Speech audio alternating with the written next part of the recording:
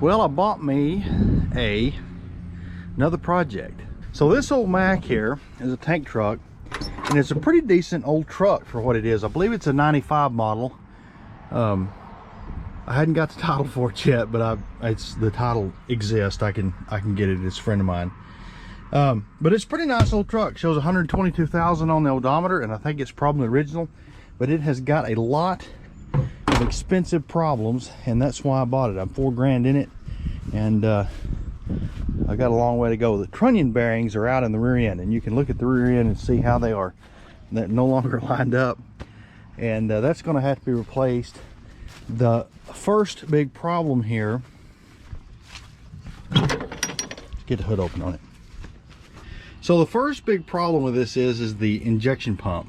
Now, I worked on this thing about 3 or 4 years ago before I owned it for the previous owner, for a friend of mine, and I don't remember exactly what the backstory was, if they had ran it out of fuel or something, but they had taken the fuel lines off the injection pump, and it had set that way for a couple of years or something like that. And I diagnosed this as a stuck rack in the pump. There was 3 cylinders, if I remember correctly, that would pump fuel, 3 that wouldn't. And there wasn't any rack control. If you got it to start on 3 cylinders, you couldn't kill it. It would try to run away. And anyway, I think that's what's wrong with it. So this is I forgot the model number of this pump, but it's very similar to a P7100 like is on a 5.9 Cummins. It is not a P7100, but it's a very similar setup. It's a Bosch P-type pump, P-pump. A real quick rundown, kind of give you an idea of what we're looking at here. It's this big block here. Back here is all the governor system. I'm not going to go over that. It's too complicated to see or understand without seeing it apart, and I hope we don't have to see it apart. But up here there's a camshaft down here in the bottom. It's gear driven. It goes all the way through, and that's what turns the flyweights on the governor. There's a lifter that's about right in this area that runs on this camshaft, about like a small block Chevrolet or something about that size. And that lifter pushes up on a plunger, and there's a plunger that's real precise. It fits in a barrel, and the barrel is attached to this T-looking thing at the top here. And by backing these 2 bolts off and biasing this, you'll turn the T-nut just a little bit. That's actually how you adjust the fuel rate on each cylinder. Now, that barrel and plunger fit very close together, and there's a rack in here that is right here. You can see this boss on the side here. And that rack engages like a rack and a pinion into each plunger. So the plunger goes up and down, and it also twists. Inside the barrel, or on the side of the barrels, there's a hole drill, and that plunger has got a groove cut in it that's spiral cut down around as it goes down. And so as you turn the plunger and you push it up, it pumps fuel until that groove lines up with the hole. And the barrel, at that point, it's called a spill port. It spills out of the barrel plunger. As you rotate the plunger, it changes the effective stroke of the plunger. Now, what I think has happened is it's got moisture between the plunger and the barrel, and they're only about like between a 10,000th and 100,000th clearance. They're really, really precise. It's got moisture in there, and there's a little bit of rust, and it has stuck. The camshaft has pushed the plunger up in the barrel, and it has stuck there. So what we're going to do is pull these fuel lines off. I'm going to put some batteries on it. Let's just see if it'll crank over. So I don't have a key to this thing. I called Chris, he didn't answer. I bet he didn't know where it's at either. All these were actually still loose. I'm going to put you up here and crank on this thing a little bit, and we're going to see which ones pump fuel.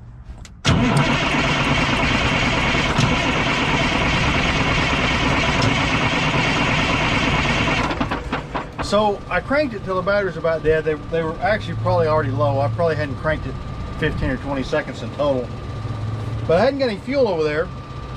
I was talking to Pay Dirt, and I was telling him about this, how you can start a diesel engine on gasoline. If you pour it down the intake, you kind of throttle it with your hand, and it's not hard on. You can just make them run. And he didn't have much luck with it. I think probably that old, whatever that thing was he was working on, the engine's probably kind of wore out. It just had everything going against him. But I'm going to show you how to work, because it does work really well.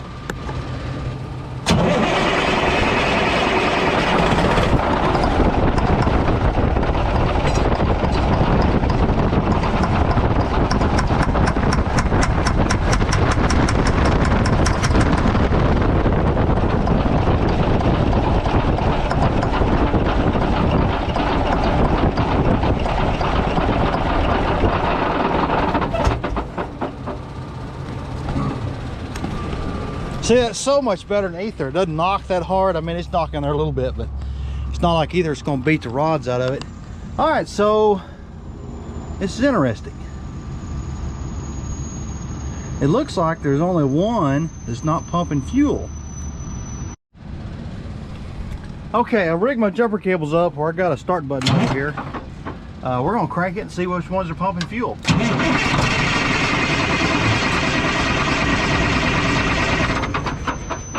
Not sure how good you can see there, but the first and the third one are not. The other four are.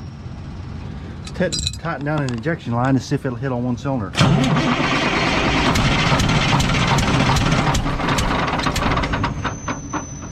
It looks like it's got an exhaust leak. Try 2 cylinders.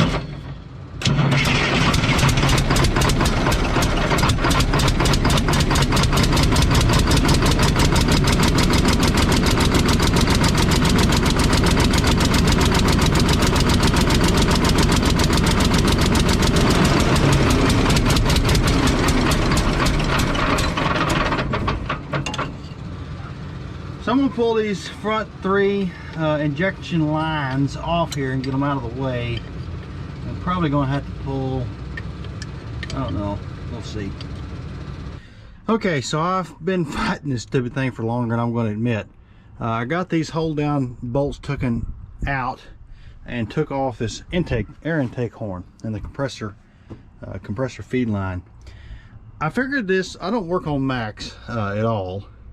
I've never owned one. I've done very little work to them. I figured these lines here went into the head like a caterpillar, but they don't. I don't understand. If you take this nut loose, the line doesn't come in or out. I don't really understand exactly how that works. But I got this bent out of the way enough. I'm going to go ahead and try to do what I'm thinking here. I've got this spline socket that goes down over this, and let me tripod you somewhere here and we'll see what we can break. These torque pretty high. I may need a longer breakover bar. That wasn't that tight at all. I thought they were supposed to be like 100 pounds or something. Now I need a ratchet. So underneath this, I believe, I don't know everything about these pumps, but I believe that there is a spring inside this thing with some shims that sit on top of the delivery valve. I'm going to make sure not lose those shims, and then we'll probably need a pair of needle nose or something like that to get the actual delivery valve out. And then under the delivery valve, I think you can see the plunger, and I'm hoping I can just take a sledgehammer and beat on it a little bit.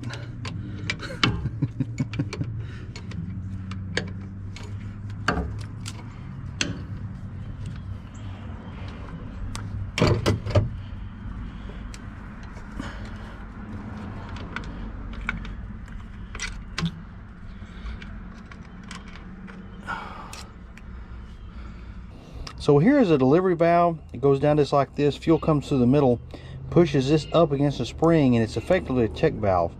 What's interesting is this is basically what you would call a full cut delivery valve. If you're driving like a 5.9 Cummins, this would be a hot rod delivery valve.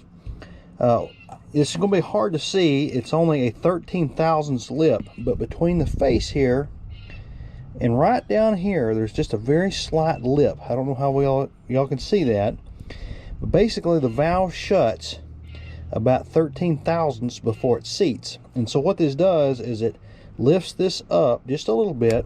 Fuel, when the plunger comes up, fuel goes by it, and when the plunger starts back down, or actually when it comes by the spill port, it pops this back down, that last 13 thousandths. And what that does is relieve fuel pressure that is inside the injection line.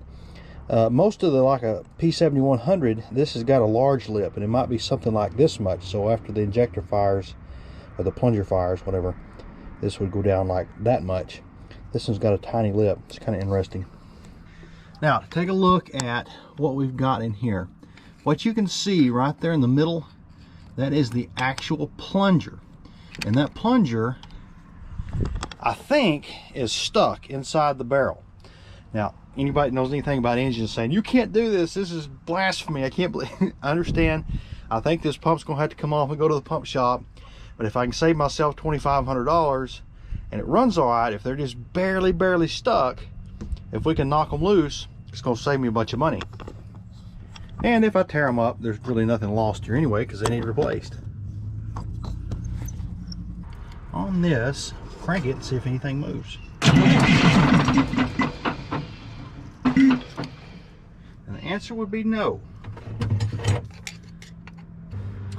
Okay, so I went ahead and got the first three taken out. This one's moving. It's just this one and this one is froze up. What I've got to do is I have got this big ugly bolt. I'm gonna sit down and sit right on top of that plunger. We can tap it with a hammer. Now I've got to be careful. Obviously this is stupid really doing, but you know, there's about half of the rotation. It's got the plunger all the way at the top. It sort of sits at the top, whereas a camshaft sort of sits at the bottom, if you will. It just sort of dips down and stays at the top. Anyway, I've just got to get it in the right orientation to knock these loose, if by chance they'll come loose. So we'll tap this. If it's super tight, that one's tight, and that one's tight. Well, this isn't looking real promising, YouTubers.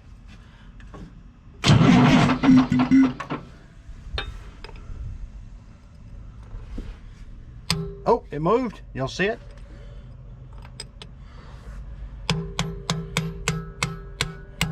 Oh, it's tight though. It did. Ah, see, that felt really good. So that thing snapped loose. That's what we're wanting. Our fuel line up here, and it should start pushing fuel up through those. And if we're lucky, that might help wash out some of the contamination in it. Oh man, it's almost there. Okay, before I get any more dirt in this number 2, I'm gonna go ahead and drop this back in it because there wasn't anything wrong with it. Look at there.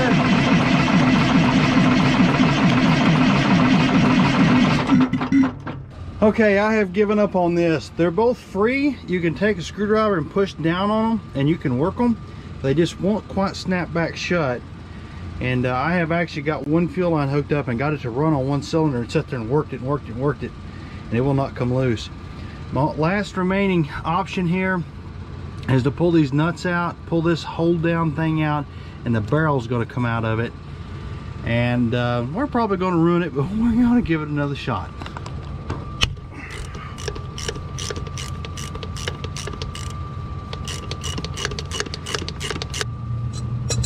I believe this just pops out of there. Oh, I forgot that the plunger's stuck in it, I guess, isn't it? That's what we're fighting. I would never in a million years ever recommend somebody to do this. But I do a lot of things that are sort of, you know, whatever.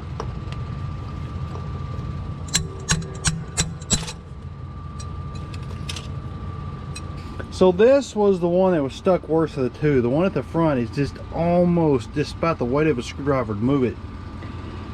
I'm looking down this and it looks, I don't see any marks, any score marks, any pits.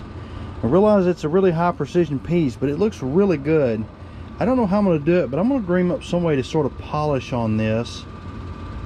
And I may see if I can fix this one before I work on the next one. Okay, so here's the barrel. I have got this, it's a 1/2 inch diameter hone. It's a 1200 grit, real fine hone.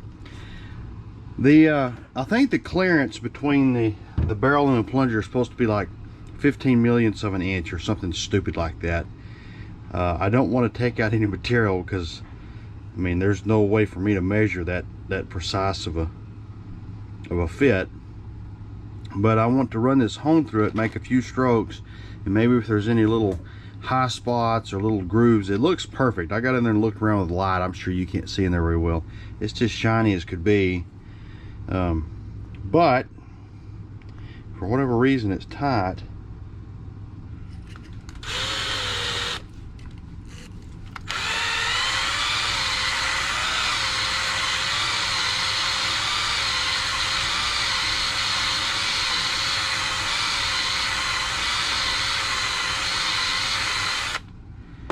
And that's probably all I want to do. I'm going to wash this off and look at it, and I'll see y'all up there. Okay, so I've blown all this stuff out with carb cleaner, got it as clean as I possibly can. I'm going to put just a little bit of oil down this barrel to lubricate it and oil the O-rings.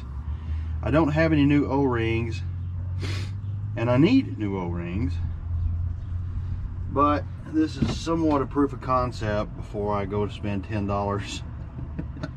Sounds stupid when I say it that way on a set of O-rings.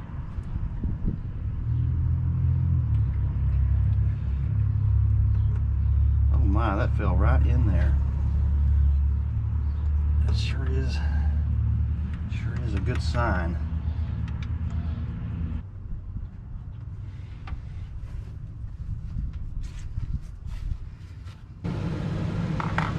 I had to run home and get some tools. I got this snug down. I'm going to crank this over and try to flush. You know, there's probably got some dirt, I know I did, inside here.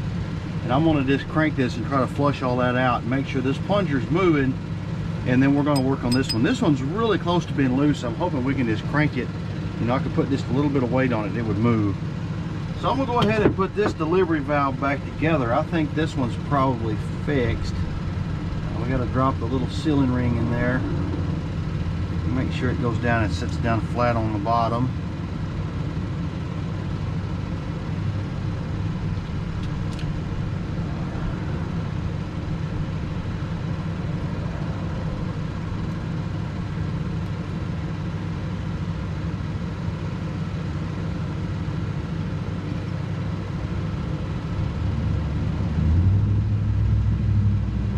And then inside this, well, I don't know what you call this, you've got this little spacer thing that goes in the bottom and a spring. And I'm going to put this together on the delivery valve.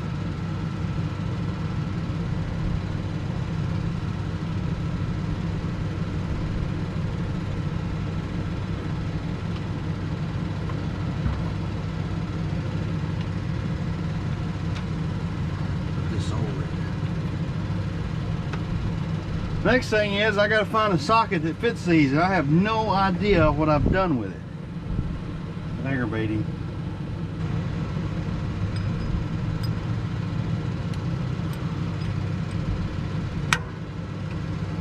See, that one just took just a little bit of force to get it to move.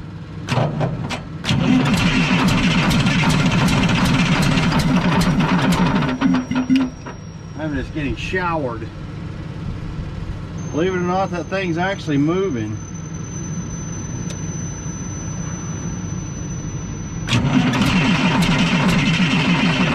But you looky there, I just got control of the rack.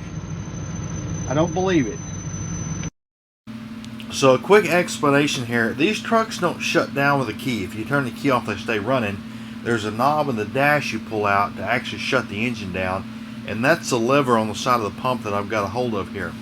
Now, this thing having a plunger stuck in it, the rack couldn't move because the plunger was stuck, and the kill switch or the kill cable wouldn't do anything. And it's just now came free enough that when I pulled the kill cable to the stop position, it quit injecting fuel. I cranked it and it quit trying to hit.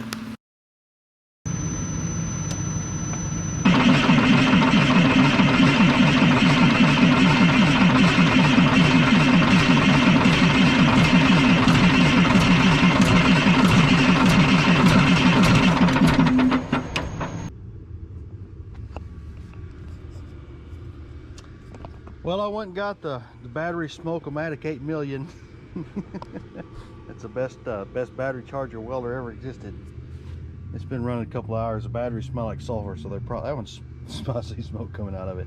Probably ought to turn this off. So I've just got one injector line tied here. I'm running it off one injector. I think what I want to do is tighten up another injector. It's going to make enough power. It's going to try to get up to idle speed, and I'm hoping that I can slowly let it work up to idle speed, kind of get to really zinging, and the governor will take control of the rack and the plunger not stick. We're going to find out.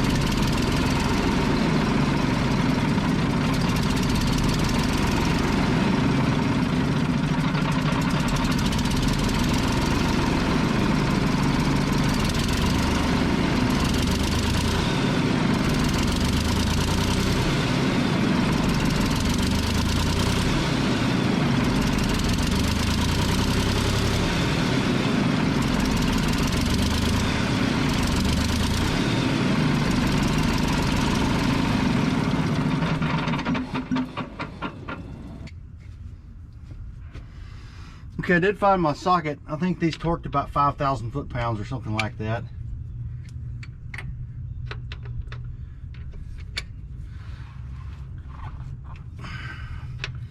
Call that good. So for those of you that know this, there's probably a lot of y'all that don't. I have decalibrated, excalibrated. I don't know what the word is. This barrel here, and these. How you balance these is you turn.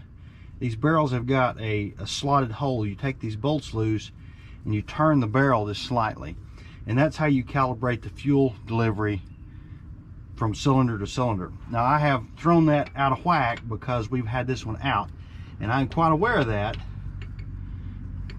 But at this point, this thing should still run. It just may be heavily fueled on one cylinder or the other. It may be heavily or lightly fueled on this cylinder, but it should still run.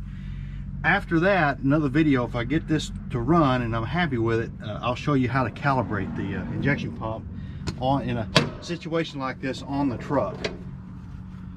Okay, we should be back where we were here. I've got two cylinders hooked up.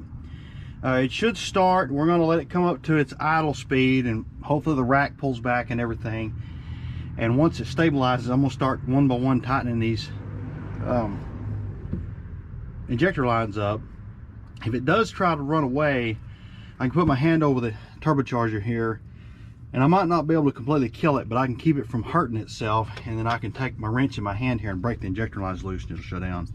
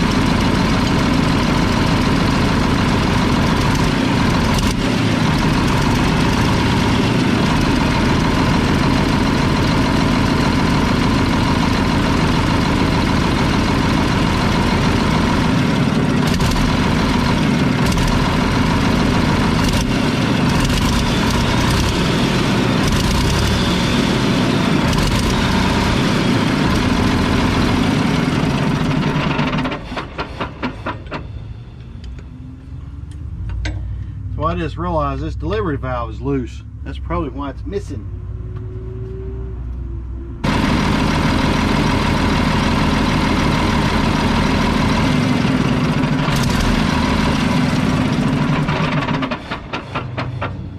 Well, it sounds good. It's got a bad exhaust leak. Other than that, it sounds good.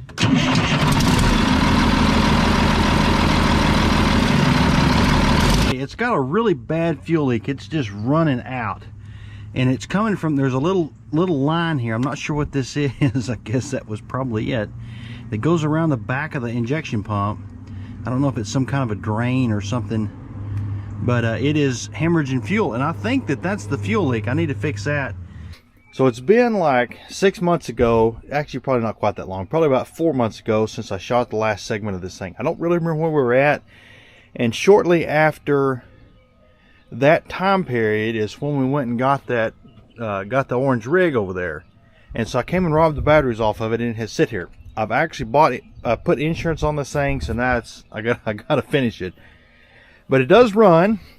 I put these batteries on it about 6 weeks ago and started it, and it fired right up.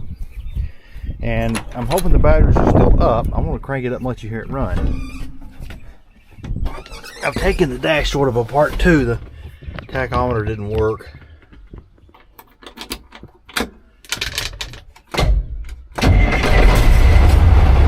Well, looky there. Now there goes oil pressure.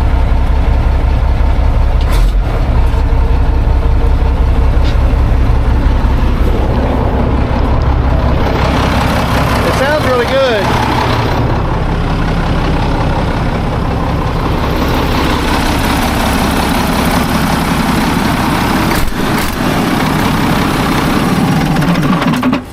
It's obviously still disassembled. This is apart. There's a really bad exhaust leak right here. We're going to have to pull the manifold off of it. It needs a lot, but it runs, and I think the engine's in good shape. I did try to move it when I put the batteries in it. It's got a bunch of air leaks. It won't build air, but the transmission seemed to work, clutch seemed to work. You know, it all seemed like it's probably going to work. So I got to end this video. I need to go back and watch the first part of it. It's been so long ago, I don't really remember what all went on. I know that I did some things that are extremely sort of borderline stupid, I should say, in this injection pump. But you got to remember what I'm looking at here. This truck needs a lot of work, but it's a decent old truck. I think it'd be an excellent truck when I get it all fixed. I'm like $3,000 or $4,000 in this thing, and an injection pump costs about that. And I wanted to see it run. I wanted to make sure that the transmission wasn't noisy or thrashed, at least that the engine would run. And that's what I accomplished. And if I get away with this pump and it works, that's excellent. If I got to tear it down because it thrashes or I got to buy a new one, well, you know, at this point I'm not going to be so upset about spending $3,000 or $4,000 on an injection pump, because I'm going to have a good truck out of it. But if I'd have bought a pump and then the engine was thrashed, well, that would be, you know, a different scenario. Also, for those of you that are saying, you know, I'll throw the calibration off by turning the barrels and everything, I know that. It's coming in due time. I'm going to show you how to set all that. But I got to pull the exhaust manifold off of it, fix the exhaust leak. It's got a bunch of air leaks. The trunnion in the back rear ends for the Camelback suspension's all wallered out. It's busted the housing. It's going to need a bunch of stuff. But in due time, I'm going to fix that, and I think this will be a good truck for me.